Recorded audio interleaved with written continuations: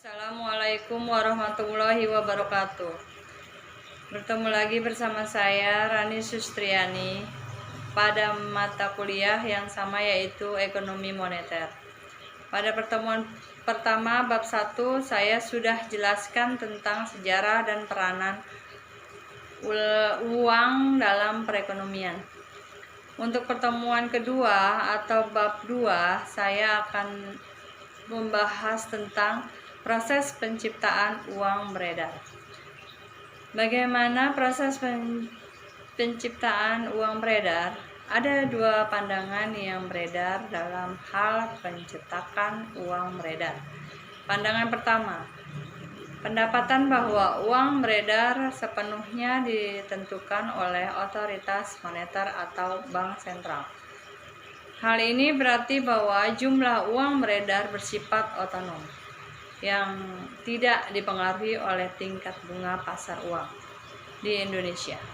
Jumlah uang beredar menurut pandangan ini ditunjukkan oleh jumlah uang primer. Walaupun besaran jumlah uang primer ini tidak dipengaruhi oleh tingkat bunga pasar uang, akan tetapi jumlah uang primer tersebut dipengaruhi oleh kebijakan otoritas moneter dalam menentukan instrumen-instrumen yang ditetapkan oleh Bank Indonesia. Sedangkan pandangan kedua berpendapat bahwa selain otoritas moneter, lembaga lain seperti bank umum dan perilaku masyarakat ikut menentukan besaran jumlah uang beredar. Menurut pandangan kedua, jumlah uang beredar bukan hanya ditentukan oleh otoritas moneter, melainkan juga oleh kebijakan bank umum dan masyarakat. Dengan demikian, yang mempengaruhi jumlah uang beredar selain dipengaruhi oleh instrumen-instrumen yang bersifat otonom yang dilakukan otoritas moneter, juga dipengaruhi oleh kebijakan bank umum dalam menentukan tingkat bunga pasar uang. Indonesia, jumlah uang beredar yang dipengaruhi oleh bank umum tersebut ditunjukkan oleh jumlah uang giral dan uang kuasi. Jumlah uang giral maupun uang kuasi ini dipengaruhi oleh tingkat bunga. Perilaku tingkat bunga pasar ini juga dipengaruhi oleh perilaku masyarakat dalam menyimpan atau meminjam uang di pasar uang. Kita masuk kepada penjelasan konsep stok dan konsep aliran. Apakah yang dimaksud dengan konsep stok dan konsep aliran? Konsep variabel stok konsep merupakan jumlah uang beredar. Sedangkan konsep variabel aliran flow konsep merupakan perubahan jumlah uang beredar. Adalah konsep stok menunjukkan tingkat atau posisi dari suatu variabel. Variabel stok merupakan variabel yang menunjukkan akumulasi dari suatu variabel ekonomi pada satu titik waktu tertentu. Misalnya pada 31 Desember 2019. Jumlah angkatan kerja, jumlah pengangguran, utang pemerintah dalam titik waktu tertentu adalah contohnya. Sedangkan variabel flow adalah variabel yang mengukur suatu variabel ekonomi per unit waktu. Misalnya per bulan, per kuartal, atau per tahun. Contoh paling relevan adalah produk domestik bruto (PDB) dan komponennya.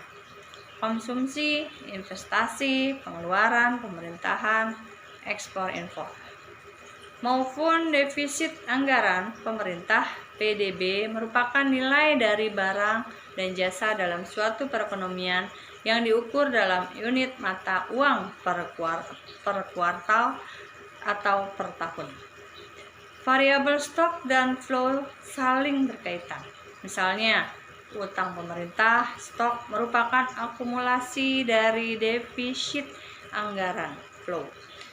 Misalnya, stok utang pemerintah pada tahun 2020 adalah sebesar 100 triliun. Bila defisit pada tahun 2021 adalah sebesar 10 triliun, maka stok atau utang pemerintah pada tahun 2021 adalah sebesar 110 triliun. Kemudian kita masuk pada angka pengganda uang.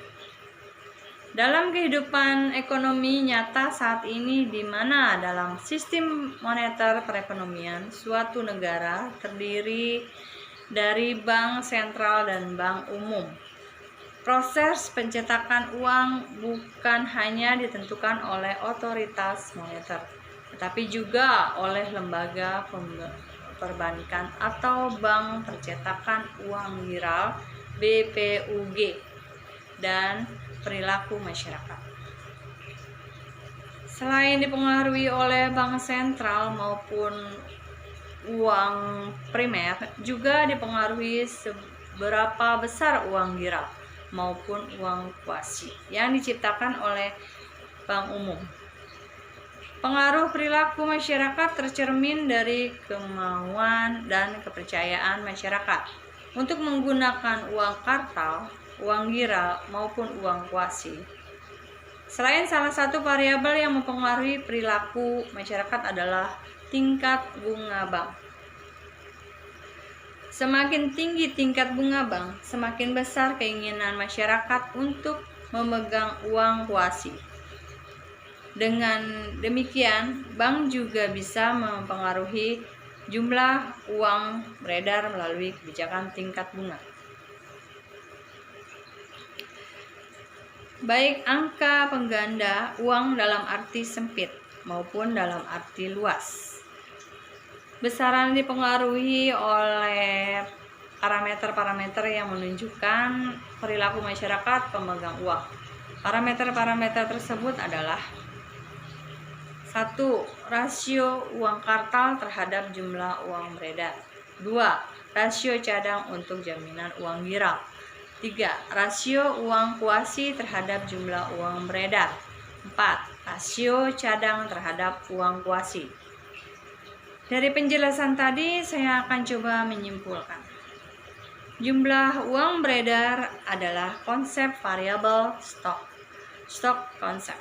Sedangkan perubahan jumlah uang beredar adalah konsep variabel aliran, flow konsep. Konsep stok menunjukkan tingkat atau posisi dari suatu variabel. Konsep stok merupakan nilai kuasi akumulasi variabel pada suatu penggal waktu. Sedangkan konsep aliran menunjukkan perubahan nilai suatu variabel dari waktu ke waktu dalam suatu periode waktu tertentu. Ada dua pandangan yang berbeda dalam hal pencetakan uang beredar. Pandangan pertama berpendapat bahwa uang beredar sepenuhnya ditentukan oleh otoritas moneter atau bank sentral. Sedangkan pandangan kedua berpendapat bahwa selain otoritas moneter, lembaga lain seperti bank umum dan perilaku masyarakat ikut menentukan besarnya jumlah uang beredar. Jika sistem moneter perekonomian suatu negara terdiri dari bank sentral dan bank umum, proses pencetakan uang bukan hanya ditentukan oleh otoritas moneter, tapi juga oleh lembaga perbankan atau bank pencetak uang viral BPUG dan perilaku masyarakat. Angka penggandaan uang dalam arti sempit maupun dalam arti luas. Besarannya dipengaruhi oleh parameter-parameter yang menunjukkan perilaku masyarakat pemegang uang. Parameter-parameter tersebut adalah rasio uang kartal terhadap jumlah uang beredar, rasio cadangan untuk menjamin uang viral, rasio uang kuasi terhadap jumlah uang beredar, dan rasio cadang terhadap uang kuasi. Itulah penjelasan dari saya tentang proses penciptaan uang beredar. Semoga para pemirsa dimanapun berada dapat menyimak penjelasan saya dan bermanfaat. Terima kasih. Wassalamualaikum warahmatullahi wabarakatuh.